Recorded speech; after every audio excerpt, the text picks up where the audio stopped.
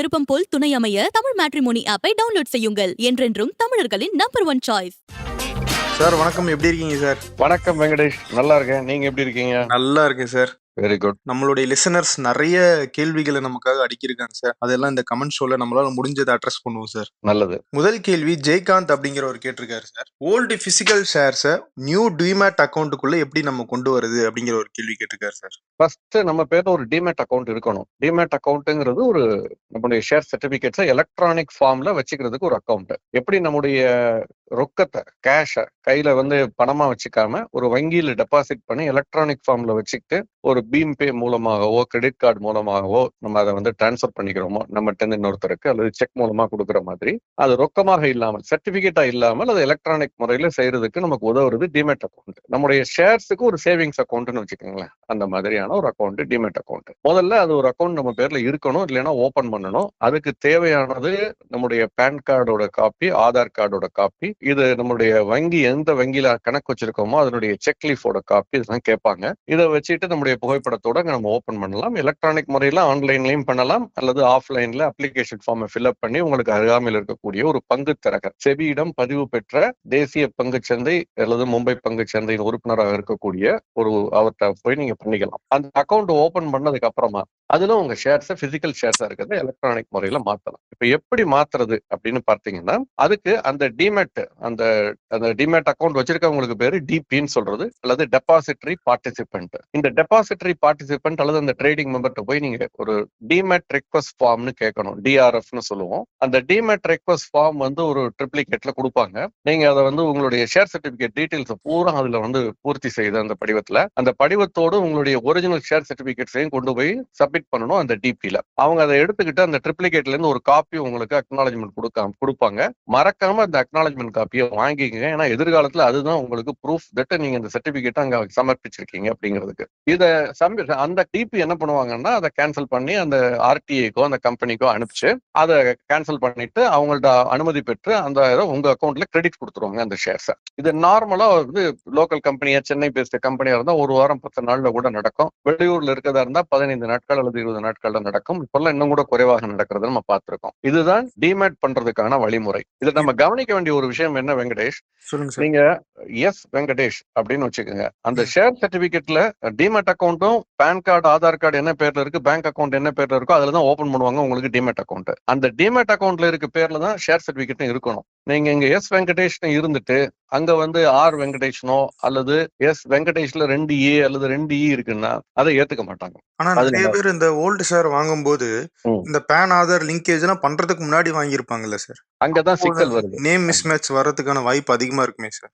நிறைய இருக்கும். 90களில் பங்கு சந்தையில முதலீடு செய்து பங்குகளை வாங்கினவங்க பல பேர் அந்த புதிய பங்கு வெளியீட்டுல எப்படியாவது வாங்கிடணும் அப்படிங்கிற ஆர்வ கோளாறுல பல விண்ணப்பங்கள் போடுவாங்க. அப்பெல்லாம் டிமேட் அக்கௌண்ட் கிடையாது இல்லையா, ஒரே ஆளு நாகப்பன் வள்ளியப்பன் போடுவேன், அப்புறம் வள்ளியப்பன் நாகப்பன் போடுவேன், அப்புறம் வி நாகப்பன் போடுறது, இப்படி ஒரு பல நேம்ஸ்ல போட்டு நம்ம வாங்கி அலாட்மெண்ட் வாங்குறதெல்லாம் நடந்திருக்கு. இப்ப அதெல்லாம் எடுத்துக்கிட்டு போனோம்னா அவங்க கேள்வி கேட்பாங்க, இது மேட்ச் ஆகலம்பாங்க. அப்ப நம்ம அதற்கான விளக்கத்தையும் இதுதான் அது அப்படிங்கிறதுக்கான ப்ரூஃபையும் கொடுத்தோம்னா பல நேரங்கள்ல அந்த கம்பெனி நியாயமான இருக்க பட்சத்துல அதை ஏத்துக்கிறாங்க. முற்றிலும் வேறாக இருக்கும் பட்சத்தில் அது எஸ் வெங்கடேஷுக்கு பதில் ஆர் வெங்கடேஷ்னா ஏத்துக்க மாட்டாங்க. இப்போ எஸ் வெங்கடேஷுக்கு சுப்பையா வெங்கடேஷ்னு இருக்குதுன்னா நீங்க எக்ஸ்பிளனேஷன் கொடுக்கலாம். என்னுடைய பேன் கார்டுல பாருங்க, ஆதார் கார்டுல பாருங்க, சுப்பையா வெங்கடேஷன் இருக்கு, அதுதான் எஸ் வெங்கடேஷ் நான் போட்டிருக்கேன் பேங்க் அக்கௌண்ட்ல, டிமேட் அக்கௌண்ட்லன்னு சொல்லலாம். அதை ஏத்துக்குவாங்க. சோ இது மாதிரியான ஒரு அடிப்படையில நீங்க பண்ண முடியும். ஏன்னா இன்னொரு பிரச்சனையும் இந்தியாவில் இருக்கு. நம்முடைய பெண்கள் இப்ப ரொம்ப பேர் பண்றது இல்ல. அந்த காலத்துல பாத்தீங்கன்னா இப்பவும் சில பேர் பண்றாங்க. திருமணத்திற்கு பிறகு தந்தையினுடைய பெயரை எடுத்துட்டு கணவருடைய பெயரை போட்டுக்கிறாங்க. அப்ப நீங்க அப்பா உங்களுக்கு ஷேர் ஒரு 20 வயசுல வாங்கி வச்சிருந்திருப்பாரு, அவரோட பெயரை சேர்த்து போட்டு. ஓகே, இப்ப நீங்க அதை மாறும் பொழுது வேற பேர்ல இருக்கும் பொழுது அதை ஏத்துக்க மாட்டாங்க. அப்பவுமே இந்த பிரச்சனை வரும். அதையுமே இந்த மாதிரி தான் நீங்க விளக்கம் கொடுத்து டேக்கிள் பண்ணணும். கொஞ்சம் சிரமம், பட் நிச்சயமாக நான் இந்த கேசஸ் பண்ணதெல்லாம் நான் பார்த்திருக்கேன், பண்ணி கொடுத்துருக்கேன். இதுக்கு ஏதாவது கட்டணம் ஏதாவது இருக்குமா சார்? நிச்சயமா ஒரு சர்டிபிகேட்டுக்கு இவ்வளவுன்னு வச்சிருப்பாங்க, அல்லது ஒரு போலியோக்கு இவ்வளவுன்னு வச்சிருப்பாங்க. பர் ரிக்வெஸ்ட் அந்த ரிக்வெஸ்ட் கொடுக்கும். ஏன்னா அவங்க இதை வாங்கி ஒரு ஆளை போட்டு இதை ப்ராசஸ் பண்ணி அங்க மிஷின் சிஸ்டம்ல அப்லோட் பண்ணிட்டு அதுக்கப்புறம் போஸ்ட் மூலமாக இந்த சர்டிபிகேட் அனுப்புறது, திரும்ப வர்றது, அதுல ரிஜெக்ஷன் ஆனா இந்த மாதிரி செலவுகள் இருக்கிறதுனால அதுக்கு ஒரு நாமினலான சார்ஜஸ் இருக்கும். இருக்கும். பொதுவாக 50 ரூபாயிலிருந்து 100 ரூபாய் அந்த மாதிரி கட்டணங்கள் இருக்கலாம். அது வந்து சர்டிபிகேட்டை பொறுத்து, போலியோ நம்பர்ஸை பொறுத்து, ஒரே போலியோல 15-20 சர்டிபிகேட் இருக்கா, ஒரே சர்டிபிகேட்டா இருக்கா அப்படிங்கறத பொறுத்து அது வந்து அந்த கட்டணம் அமையும். பட் ஒரு நாமினலான சார்ஜஸ் தான். இந்த டிமேட் பண்ண போறவங்க கரெக்டான கேள்வி கேட்டீங்க, கட்டணம் இருக்கான்னு. இந்த டிமேட் பண்ண போறவங்க பார்க்கணும். ஏன்னா 90களில் வாங்கின பல பங்குகள் வந்து நானுமே அந்த அந்த பீரியட்ல வந்து PAC food, trans India lamps இந்த மாதிரி பல நிறுவனங்கள் வாங்கி, தாப்பர் மில்க் ஃபுட்னு, தாப்பருங்கிற பேர் இருக்கு. ஏன்னா தாப்பருங்கிறது மிகப்பெரிய ஒரு தொழில் நிறுவனம் 80களில் அந்த மாதிரி இருந்தது. ஆனா அந்த பேரை தவறா பயன்படுத்தி இன்னொருத்தர் நிறுவனம் ஆரம்பித்திருக்கிறார்கள். நமக்கு வயது குறைவா இருக்கிறதுனால அறியாமையில் ஏதோ IPOன்னா ஒரு ஃப்ரெண்ட்ஸி 90களின் துவக்கத்தில் அதுல வாங்கின இந்த மாதிரி பங்குகள் இன்னமும் நான் வைத்திருக்கிறேன். அதெல்லாம் வந்து இப்ப ஸ்கிரிப்போஃபிலின்னு எனக்கு ஒரு ஹாபி இருக்கு. ஸ்கிரிப்போஃபிலின்னு சொல்றது ஓல்டு சர்டிபிகேட்ஸை கலெக்ட் பண்றது என்ன, அதுலதான் அதை சேர்த்து வச்சுக்கணும். ஏன்னா அதுக்கு மதிப்பே இல்ல. மதிப்பே இல்லாத பங்கை முதல்ல ஃபர்ஸ்ட் ஆஃப் ஆல் டிமேட் பண்ண முடியாது. ஏன்னா அந்த நிறுவனம் அந்த டிமேட்டுக்கு CDSL அல்லது NSDL-ஓடு ஒப்பந்தம் செய்திருக்க வேண்டும். அப்படி ஒப்பந்தம் செய்த பிறகு அந்த பங்கினுடைய மதிப்பே 50 பைசா, 1 ரூபாய் அப்படிலாம் இன்னைக்கு பங்குகள் இருக்கு. பலர்பூர் இண்டஸ்ட்ரீஸ்னு ஒன்று இருந்தது, 1 ரூபாய்க்கு 90 பைசாக்கு ட்ரேட் ஆகிட்டு இருந்தது, வெறும் 90 பைசாவுக்கலாம். அப்ப அதுல ஒரு 100 பங்கு இருக்குன்னா நீங்க அதை டிமேட் பண்ணி உங்களுக்கு கிடைச்சா 90 பைசா கிடைக்கும், அல்லது ஒரு ரூபா கிடைக்கும். 100 ஷேர்னா எவ்வளவு கிடைக்கும் கணக்கு பண்ணீங்க, 100 ரூபாய் கிடைக்கும். நீங்க டிமேட் பண்ண போற செலவே 100 ரூபாய்னா அதை டிமேட் பண்றது வேஸ்ட். இருந்தாலும் பல நேரங்கள்ல பண்ணி வைக்கிறது ஒர்த். என்னன்னா என்னைக்காவது ஒரு நாள் அது கிளம்பி வரும்பொழுது உங்களுக்கு அது ஒரு 10 கம்பெனி அந்த மாதிரி பண்ணீங்கன்னா அதுல ஒரு கம்பெனி ஒரு வேளை நல்லா மேல வரும்பொழுது அது உங்களுக்கு ஒரு ஆதாயத்தை தேடித்தரும். ஆனா இந்த காஸ்ட் பெனிஃபிட், ஆனா அன்னைக்கு கூட அதை டிமேட் பண்ணிக்கலாம். காஸ்ட் பெனிஃபிட் அனாலிசிஸ் பண்ணி பார்க்கணும். இன்னொரு விஷயத்தையும் காஷன் பண்ண விரும்புறேன். இந்த பழைய ஷேர் சர்டிபிகேட்ஸ் எல்லாம் அன்னைக்கு தேதிக்கு ஒரு 10 ரூபாய் முக மதிப்புல ஒரு வேலை உதாரணத்துக்கு சொல்றேன். அதற்கு பிறகு அந்த நிறுவனம் வந்து அதை 2ஆக பிரித்திருக்கலாம், 5 ரூபாய் ஷேரா பிரிச்சிருக்கலாம். அப்ப நீங்க 100 வைத்திருந்தாலும் அது 200 ஷேரா மாறி இருக்கும். அதுக்கு போனஸ் கொடுத்திருக்கலாம், இப்ப அது மாறி இருக்கும். சோ நீங்க வைத்திருக்கக்கூடியது அந்த இதெல்லாம் பிந்தைய பங்குகளா இல்ல ஒரிஜினல் சர்டிபிகேட்டான்னு பார்க்கணும். ஒரிஜினல் சர்டிபிகேட்டா இருந்தா முதல்ல அதை அனுப்பிச்சு அதை ஸ்பிளிட் பண்ணி வாங்கி போனஸை வாங்கி அப்புறம் அதைத்தான் நீங்க டிமேட் கொடுக்க முடியும். சில நிறுவனங்கள் எல்லாத்தையும் ஒருங்கிணைத்து சேர்த்து பண்ணி கொடுக்குறாங்க. பட் பெரும்பாலான நிறுவனங்கள் முதல்ல சர்டிபிகேட்டை மாத்துங்க, அப்புறம் நான் உங்களுக்கு பண்ணி கொடுக்குறேன்னு சொல்றாங்க. இதையும் நம்ம கவனத்துல வச்சுக்கணும். சார், அடுத்து நீங்க வாரம் வாரம் ஏதாவது பொருளாதாரம் சார்ந்த புக்கை பத்தி பேசுங்க அப்படின்னு சொல்லி நிறைய பேர் கேக்குறாங்க சார். நீங்க கடந்த வாரம் ஒரு புக்கை நான் படிச்சிட்டு இருக்கேன் அப்படின்னு நீங்க படிச்சு முடிச்சிட்டீங்களா சார்? இல்ல, உண்மையை சொல்லணும்னா இன்னும் முழுவதும் படித்து முடிக்கவில்லை. ஏன்னா அது வந்து ஒரு சில புத்தகங்கள் ஒரு கிளான்ஸ் பாக்குற புத்தகங்களா இருக்கும். சில புத்தகங்கள் வந்து ஒரு குவிக் ரீடிங்னு ஒரு கோர்ஸ் நான் போனேன் சின்ன வயசுல. ஒரு ஒரு குவிக்கா கிளான்ஸ் பண்ணாலே அது ஒரு மாதிரி படிச்சிட முடியும் அந்த புத்தகங்களை. ஆனால் இந்த boundless timeless wisdom for life without limits Vishal காந்தேல்வாலுடைய புத்தகம் அப்படி படிக்கக்கூடிய ஒரு புத்தகமா இல்லை. அதனால சாப்டர் வைஸ் சாப்டரா படிக்க வேண்டியதா இருக்குது. இதுல என்னன்னா அவர் வந்து ரொம்ப இது வந்து பொருளாதாரம் சார்ந்தது இல்ல, வாழ்க்கை சார்ந்தது. ஆனால் பொருளாதாரம் முதலீடு செய்யறவங்க கட்டாயம் படிச்சுக்க வேண்டியது. ஏன்னா இதுல பல பேரை பத்தி, கார்ல் சாகன், ரமண மகரிஷி, யுவால் நோவா ஹராரி, அவரு இந்த உபனிஷத்ஸ்ல இருந்து, அதே மாதிரி கலில் கிப்ரானோடது, ஸ்டீவ் ஜாப்ஸ், இப்படி பல பேருடைய வாழ்க்கைகளில் இருந்து மிக முக்கியமான நிகழ்வுகள் அல்லது பாடங்கள் அப்படிங்கறதெல்லாம் எடுத்து எழுதியிருக்காரு. மெல்ல மெல்ல படிக்க வேண்டிய புத்தகமா இருக்கிறதுனால நாம் அதை ஒரு நாள் பின்னொரு நாள் பேசுறேன். பட் இதை பொறுத்த வரைக்கும் பொருளாதாரம் சார்ந்த புத்தகங்கள்ங்கிறதே குறிப்பாக நம்ம பேசலாம். இன்ஃபேக்ட் ஒருத்தர் தமிழ்ல உள்ள புத்தகங்கள் சொல்லுங்கன்னு சொல்லியிருக்காரு, நம்ம சொல்லலாம் நிச்சயமாக. பல பேர் தமிழ்ல புத்தகங்கள் எழுதியிருக்காங்க. நம்ம நாணய விகடனில் தொடர்ந்து எழுதிய நம்ம சொக்கலிங்கம் பழனியப்பன் ஷேர் மார்க்கெட்டை பத்தி எழுதியிருக்காரு. செல்லமுத்து குப்புசாமி ஷேர் மார்க்கெட் சிங்கம்னு வாரன் பஃபெட்டை பத்தி எழுதியிருக்காரு, இலக்காதேன்னு புத்தகம். அதே மாதிரி சோமவல்லியப்பன் எழுதியிருக்காரு. நானும் என்னுடைய நண்பர் புகழேந்தியும் சேர்ந்து எழுதியிருக்கோம். நானும் தளவாய் சுந்தரமும் சேர்ந்து எழுதியிருக்கோம். நானும் சரவணனும் சேர்ந்து எழுதியிருக்கோம். நான் தனியாக எழுதியிருக்கேன் டெரிவேட்டிவ்ஸ் பத்தி. ஒரு புத்தகத்தை இன்னைக்கு சொல்லலாம் அப்படின்னா, பணம் செய்ய விரும்பு அப்படின்னு ஒரு புத்தகம் ரொம்ப ஆரம்ப காலகட்டத்துல எழுதணும். இப்ப அது புத்தகம் வந்து அவுட் ஆஃப் பிரிண்டா இருக்கிறதுக்கான வாய்ப்புகள் அதிகம், செக் பண்ணி பார்க்கணும். பட் இந்த பணம் செய்ய விரும்புங்கிற புத்தகம் வந்து ஆனந்த விகடன்ல தொடரா வந்ததுனால சாமானிய மக்கள், பலதரப்பட்ட வாசகர்கள் படிக்கக்கூடிய ஒரு புத்தகம் ஆனந்த விகடன்ங்கிறதுனால அதுக்கு தகுந்த மாதிரி எழுதப்பட்ட ஒரு புத்தகம். அது வந்து some of the parts maybe a little outdated, அதுல இருக்கக்கூடிய கால்குலேஷன்ஸ்லாம். ஆனால் அதை தவிர்த்து விட்டு கான்செப்சுவலா பாத்தீங்கன்னா ரொம்ப சாலிட் ஃபவுண்டேஷன்ல பில்டப் பண்ணப்பட்ட ஒரு புத்தகம் இந்த பணம் செய்ய விரும்புங்கிறது. அது வந்து ஒரு நம்ம ஆசிரியர் குழுவோடு கலந்து ஆலோசித்து அதற்கான தேவையை மனதில் இருத்தி எழுதப்பட்ட ஒரு புத்தகம் பணம் செய்ய விரும்பு. எப்படி அறம் செய்ய விரும்போ அந்த மாதிரி பணம் செய்யவும் நம்ம விரும்பணும். விரும்பினாதான் நம்ம பணத்தை பண்ண முடியும். அப்படிங்கிறது அடிப்படையில பணவீக்கம்னா என்ன, அதை தாண்டி நம்ம ஆதாயத்தை பெற வேண்டிய கட்டாயத்துல ஏன் இருக்கோம் அப்படிங்கறத பல ஆண்டுகளுக்கு முன்பு எழுதப்பட்ட புத்தகம்னாலும் இன்னும் வரக்கூடிய நாட்களிலும் ரொம்ப ரிலவெண்டான ஒரு புத்தகம். அது வந்து என்ன மாதிரியான சேமிப்புகளில் முதலீடு செய்ய வேண்டும், எப்படி பிரித்து முதலீடு செய்ய வேண்டும், அது பிரித்த முதலீடு செய்வது ஏன் முக்கியம் காலகட்டத்துல அப்படிங்கறதெல்லாம் பத்தி விவாதிக்கக்கூடிய புத்தகம் இந்த பணம் செய்ய விரும்பு. நிச்சயமா அது வந்து பல ஆப்ஷன்ஸ் அதை பத்தி எழுதிருங்க, முதலீடுகளை பத்தியும். அதை நீங்க கட்டாயம் படிக்கலாம்னு நான் நினைக்கிறேன். அதோடைய அப்டேட்டட் வெர்ஷன் நாங்க எதிர்பார்க்கலாமா சார் உங்ககிட்ட இருந்து? நிச்சயமா அதற்கான, ஏன்னா இந்த ஐபிஎஸ் ஃபைனான்ஸ் இந்த நிகழ்வு வந்ததற்கு பிறகு ஒரு நம்முடைய வாசகர்கள், இதை லிசன் பண்றவங்க, வேறு விதமான வாசகர்கள், இந்த தலைமுறை வாசகர்கள் பல பேர் என்னை அணுகும் பொழுது, வெளியூர்கள்ல பார்க்கும் பொழுது, ஈவன் என்ஆர்ஐஸ் பேசும் பொழுது அதுக்கான ஒரு உத்வேகம் பிறக்கிறது. ஏன்னா ஒரு 6 புத்தகம் எழுதிய பிறகு நம்ம இப்ப எழுதுறதை நிறுத்திட்டேன். சோ அதற்கான ஒரு உத்வேகம் இல்லை. ஆனால் இப்ப இந்த ஐபிஎஸ் ஃபைனான்ஸுக்கு தான் இது நன்றி சொல்லணும். இதை நிச்சயமா ஒரு டைம் கிடைக்கும் பொழுது அப்டேட் பண்றதுக்கான முயற்சிகள் எடுப்பேன்னு நினைக்கிறேன். ஏன்னா கான்செப்சுவலி ரொம்ப ஸ்ட்ராங்கான புத்தகம் இந்த பணம் செய்ய விரும்புங்கிறது. அந்த டேட்டாவை மட்டும் இன்னைக்கு இருக்கக்கூடிய, உதாரணமா பப்ளிக் ப்ராவிடென்ட் ஃபண்ட் அன்னைக்கு என்ன வெட்டி இருந்ததோ அதுல கால்குலேஷன் இருக்கலாம், இன்னைக்கு என்ன இருக்குங்கிறத நம்ம மாத்தி போடணும். அந்த மாதிரியான மாறுதல்கள் மட்டும்தான் சில இடங்கள்ல தேவைப்படும். மற்றபடி அதுல வந்து எந்த கான்செப்சுவலி எந்த விதமான மாறுதலும் இல்லை. அது I stand by those recommendations even today. நீங்க விரைவில் அந்த புத்தகத்தை வெளியிடணும்னு நாங்களும் விரும்புறோம் சார். சார், சரவணன் அப்படிங்கிறவர் ஒரு கேள்வி கேட்டிருக்காரு.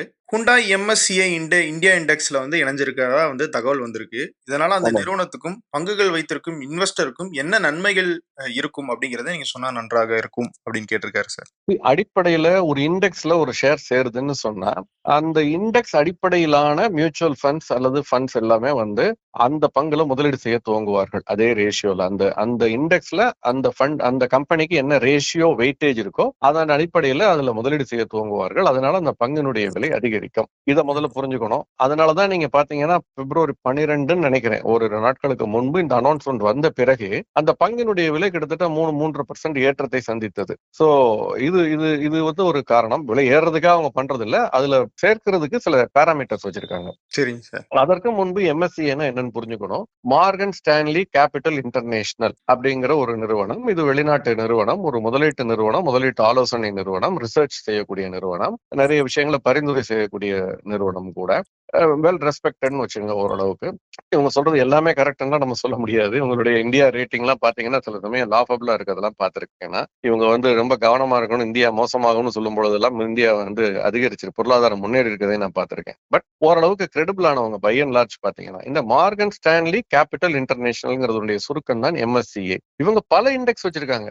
அதுல ஒரு இண்டெக்ஸ் இந்த எம்எஸ்சிஐ குளோபல் ஸ்டாண்டர்ட் இண்டெக்ஸ். இந்த குளோபல் ஸ்டாண்டர்ட் இண்டெக்ஸ்ல சர்வதேச அளவில் இருக்கக்கூடிய பல நிறுவனங்கள் வந்து இதுல இடம்பெற்று இருக்கு. நம்ம சென்செக்ஸ் மாதிரி, நிப்டி மாதிரி இவங்க ஒரு இண்டெக்ஸை மெயின்டைன் பண்றாங்க. அந்த இண்டெக்ஸ்ல இந்தியாவுடைய வெயிட்டேஜ், இந்திய நிறுவனங்கள், இந்திய பங்குகளுடைய வெயிட்டேஜ் பாத்தீங்கன்னா கிட்டத்தட்ட 19% கிட்ட இருக்கும், 5 1 பங்கு. சோ நல்ல முக்கியத்துவம் பெற்ற ஒரு இந்திய நிறுவனங்களை பொறுத்தவரை ரொம்ப ஒரு பிரஸ்டிஜியஸ் இண்டெக்ஸ்னு நம்ம சொல்லலாம். இது இதுல வந்து ஹியூண்டாய் நிறுவனத்தை இணைத்திருக்கிறார்கள். அதற்கு பதில் அதானி கிரீன் எனர்ஜிங்கிற நிறுவனத்தை ரிமூவ் பண்ணிருக்காங்க. அதை ரிமூவ் பண்ணிட்டு அதற்கு பதில் இதை இணைத்திருக்கிறார்கள். இப்ப எப்படி நிப்டி 50ல 50 பங்கு இருக்குன்னா ஒன்னு இணையுதுன்னா ஒன்னு வெளியே வரணும். அது மாதிரி இதுலயும் வந்து ஒன்னு இது இணைந்திருக்கிறது. அதற்கு பதில் அதானி கிரீன் எனர்ஜி வெளியே வந்திருக்கு. அது எந்த அடிப்படையில அதை நீக்கிறாங்க சார்? காரணம் எதுவும் இருக்கா? இதுக்கு பல பேராமீட்டர்ஸ் இருக்கு. மார்க்கெட் கேப், லிக்விடிட்டி, இது போன்ற இன்னும் வேறு சில தரவுகள் அடிப்படையில இதை வந்து பீரியாடிக்கலா பண்றாங்க. அந்த மாதிரி இப்ப பிப்ரவரி மாதத்துக்கான ரீபேலன்ஸ் இது. எப்படி சென்செக்ஸ் நிப்டில வந்து இம்பாக்ட் காஸ்ட்னு ஒண்ணு பார்ப்பாங்க. வாங்குவதற்கும் விற்பவருக்கும் உள்ள இடைவெளி மிக குறைவாக இருக்க வேண்டும். அதிக எண்ணிக்கையில் டிரான்சாக்சன் நடக்கணும். கடந்த 6 மாதங்கள்ல அதிக வால்யூம்ஸ்ல டிரான்சாக்சன் நடந்திருக்கணும். அதிக வேல்யூல டிரான்சாக்சன் நடந்திருக்கணும். நான் முன்னேற சொல்லியிருக்கேன், குறியீட்டில் இடம்பெறும் நிறுவனங்கள் எல்லாம் லாபம் ஈட்டும் நிறுவனங்கள் அல்ல. லாபம் ஈட்டும் நிறுவனங்கள் மட்டும்தான் இந்த குறியீடுகளுக்குள் செல்லும் என்பதல்ல. ஒரு குறியீடுங்கிறது ஒரு டைவர்சிஃபைடான ஒரு குறியீடா இருக்கலாம், அல்லது செக்டோரல் குறியீடா இருக்கலாம். டைவர்சிஃபைடா இருக்கும் பொழுது பல துறை சார்ந்த பங்குகள் அதுக்குள்ள இடம்பெறும். அதுல முன்னணி பங்குகள், அதிக அளவில் வணிகம் நடக்கக்கூடியது, மார்க்கெட் கேப் அடிப்படையில, சந்தை மதிப்பின் அடிப்படையில் அதிக அளவில் இருக்கக்கூடியது, இப்படின்னு பல அடிப்படையில் அதுல வரும். இன்க்ளூடிங் கவர்னன்ஸும் அதுல ஒரு பார்ட் தான். ஓகே,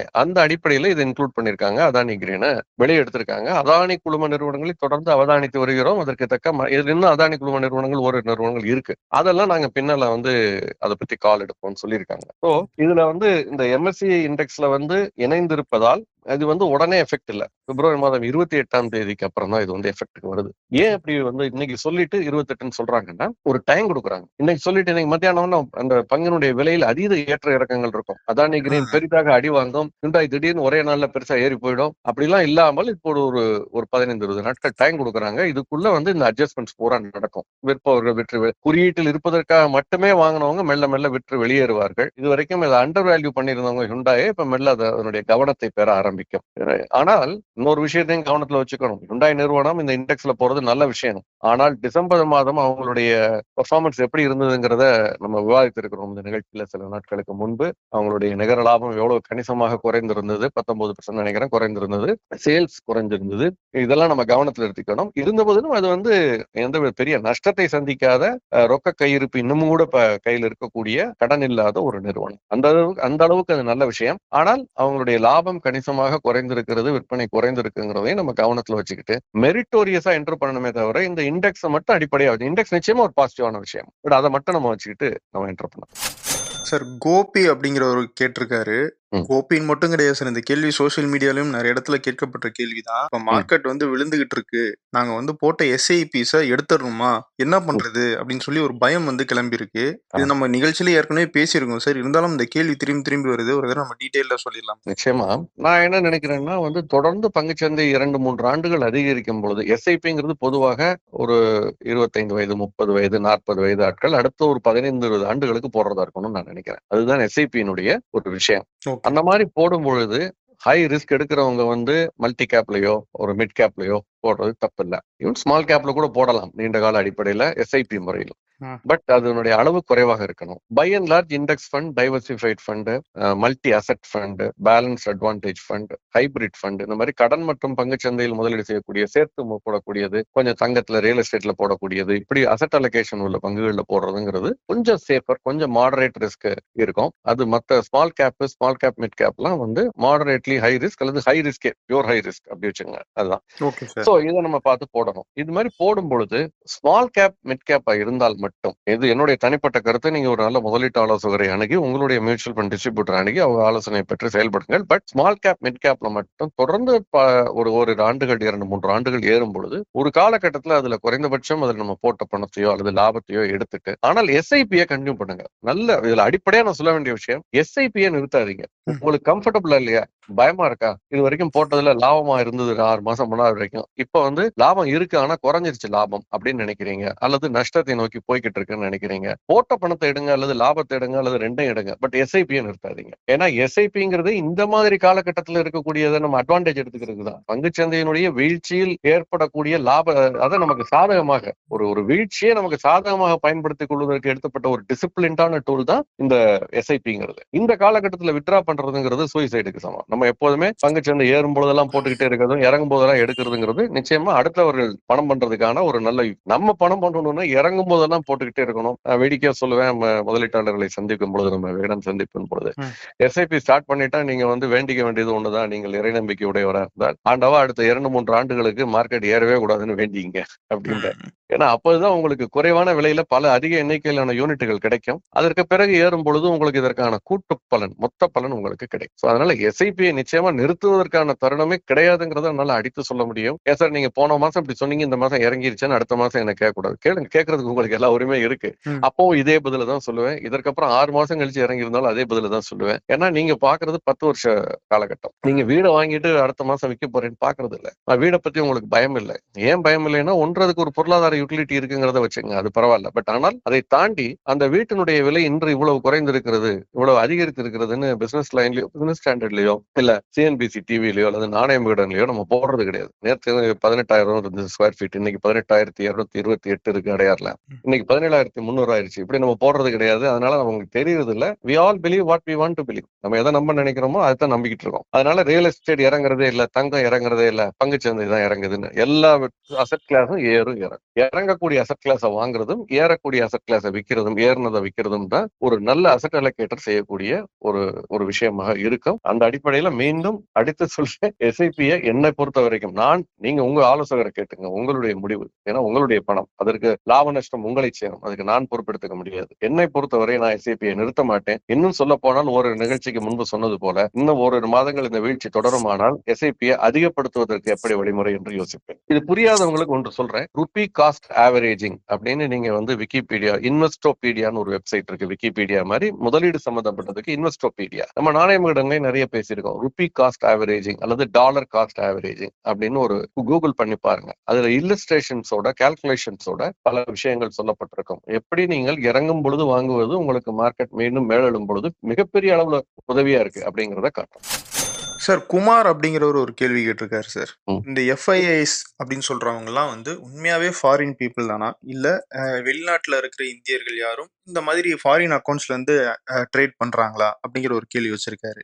இப்போ எஃப்ஐஎஸ் வந்து ஃபாரின் இன்ஸ்டிடியூஷனல் இன்வெஸ்டர்ஸ். அவங்க வந்து தனி நபர் கிடையாது. அவங்க வந்து ஒரு இன்ஸ்டிடியூஷன், அங்க இருக்கக்கூடியவங்க ஜேபி மார்கனா இருக்கலாம், மெரில் லின்ச்சா இருக்கலாம், மிகப்பெரிய முதலீட்டாளர்களா இருக்கலாம். அவங்க வந்து ஒரு நிறுவனம். அந்த நிறுவனம் வந்து இந்தியர்களால் கூட நடத்தப்படலாம். அங்கு போய் வெளியூர்ல போய் செட்டில் ஆன overseas citizen of India, non resident Indians அங்கு வேலை பார்க்கலாம். அவர்கள் முன்னணி தலைமை பொறுப்புல இருக்கலாம், நடத்தலாம். அதெல்லாம் வேற விஷயம். அவங்களுக்கு அங்க பங்குகள் கூட இருக்கலாம். பட் அது ஒரு ஃபாரின் இன்ஸ்டிடியூஷனல் இன்வெஸ்டர். வெளிநாட்டில் தன்னை எஃப்ஐஏ அங்க வந்து பதிவு செய்து கொண்டவர்கள், நிறுவனமாக முதலீட்டு நிறுவனமாக பதிவு செய்து கொண்டவர்கள் இந்தியாவுக்குள் வரும்பொழுது செபியிடம் தங்களை எஃப்ஐஏ பதிவு செய்துக்கிறாங்க. ஃபாரின் இன்ஸ்டிடியூஷனல் இன்வெஸ்டர்ஸ் செபிட்ட போய் பதிவு செய்து கொள்கிறார்கள். ஏன்னா அந்த பதிவு செய்து அவங்களுடைய கேஒய்சியை முழுமையாக பூர்த்தி செய்து, நான் யாரு, என்னுடைய முதலீட்டாளர்கள் யாரு, என்னுடைய தலைமை முன்னணி முதலீட்டாளர்கள், எங்களுடைய இயக்குநர்கள் யாரு, இதன் நடத்தக்கூடியவங்க முன்னணியில் யார் இருக்காங்க, இப்படி பல விஷயங்கள் நெட்வொர்க்ல இருந்து எல்லாத்தையும் கொடுக்கணும் செபிட்ட. செபி அதெல்லாம் பார்த்து இவங்க வந்து ஒரு ஒரு இவங்க கிடையாது, ஒரு ஆத்தென்டிக்கான இன்ஸ்டிடியூஷன் தான், இவங்க வந்து ஃப்ராடுலண்ட் பீப்புள் கிடையாது, அதாவது இந்த சென்ஸ் தட் இது வந்து நான் எக்ஸிஸ்டன்ஸ் இன்ஸ்டிடியூஷன் கிடையாது, உண்மையிலே இருக்கக்கூடியது அப்படின்னு சொல்லி அவங்களுக்கு இந்தியாவில் பங்குகளை வாங்குவது, விற்பதற்கு, முதலீடு செய்வதற்கான அனுமதியை கொடுக்குறாங்க. அதன் அடிப்படையில் அவங்க பண்றாங்க. இதுதான் எஃப்ஐஐஸ். இது ஃபாரினர்ஸாவும் இருக்கலாம், இந்தியன்ஸாவும் இருக்கலாம். ஆனால் எஃப்ஐஐங்கிறது வெளிநாட்டில் இருக்கக்கூடிய ஒரு நிறுவனம். அதை நம்ம புரிஞ்சுக்கணும். இதற்கு அடுத்து உதாரணமா பெர்க்ஷைர் ஹாத்வேன்னு சொல்றோம். அதுல தலைமை பொறுப்புல இருக்கிறவர்கள் முக்கியமானவர் ஒரு இந்தியர், வாரன் பஃபெட்னுடைய நிறுவனத்துல. சோ இதை நம்ம வந்து தவிர்க்க முடியாது. அது நம்ம இதுல இன்னொரு விஷயம், இவங்க இவ்வளவு எஃப்ஐ இவ்வளவு வாங்கினாங்க, இவ்வளவு வித்தாங்கன்னு சொல்றோமே, இது உண்மையா பொய்யா, இது எப்படி நமக்கு தெரிய வருது அப்படிங்கிற கேள்வியும் எழுகிறது. அன்றாடம் எஃப்ஐஎஸ் என்ன வாங்குறாங்களோ அதை அவங்க கஸ்டோடியல் ட்ரேட்னு சொல்றது, கஸ்டோடியன்ஸ் இருப்பாங்க.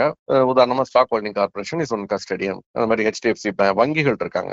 அவங்க மூலமா தான் இந்த ட்ரேடிங்கை வந்து கிளியரிங் அண்ட் செட்டில்மெண்ட் பண்ணுவாங்க. அவங்க என்ன பண்ணுவாங்கன்னா both of them report to stock எக்ஸ்சேஞ்சுக்கும் தெரியும், செபிக்கும் ரிப்போர்ட் போகும். ஸோ அதன் அடிப்படையில அன்று மாலை பெண் இரவு அல்லது மறுநாள் வந்து இன்னைக்கு எஃப்ஐஎஸ் இவ்வளவு வாங்கினாங்க, இவ்வளவு வித்துருக்காங்க அப்படிங்கிற தகவலை அவங்க கொலேட் பண்ணி செபி வெளியிடும். அது எதுக்காக அதை கொலேட் பண்றாங்கன்னா, எஃப்ஐஎஸும் என்ஆர்ஐஸும் இந்திய பங்கு சந்தையில் ஒவ்வொரு துறை வாரியாக இவ்வளவுதான் முதலீடு செய்ய முடியும்னு ஒரு கேப் இருக்கு. டெலிகாம்ல இவ்வளவுதான் பண்ணலாம், வங்கி துறையில இவ்வளவுதான் பண்ணலாம். உதாரணமாக காப்பீடு தெரிஞ்சிருக்கும் உங்களுக்கு. இப்ப நம்ம பட்ஜெட்ல 100% முதலீடு வெளிநாட்டினர் முதலீடு செய்யலாம்னு வந்திருக்கு. அதுக்கு முன்பு 74, அப்புறம் 50, 51, 49 இருந்தது ஒரு பீரியட்ல. சோ அது இப்போ அந்த 74 ரீச் ஆயிடுச்சுன்னா, இனிமேல் இந்த நிறுவனங்களில் HDFC லைஃபோ ICICI லம்பார்ட்லயோ 74 ரீச் ஆயிடுச்சு, இனிமே எஃப்ஐஎஸ் இந்த பங்குகளை பங்கு சந்தையில் வாங்கக்கூடாதுன்னு சொல்லுவாங்க. விலை அதிகரிக்கும் பொழுது ஒருவேளை ஒரு எஃப்ஐ ஒரு 2% வித்துட்டா திரும்ப அந்த பேன் பீரியட்ல இருந்து ரிமூவ் பண்ணிட்டு இப்ப வாங்கலாம்னு அறிவிப்பாங்க.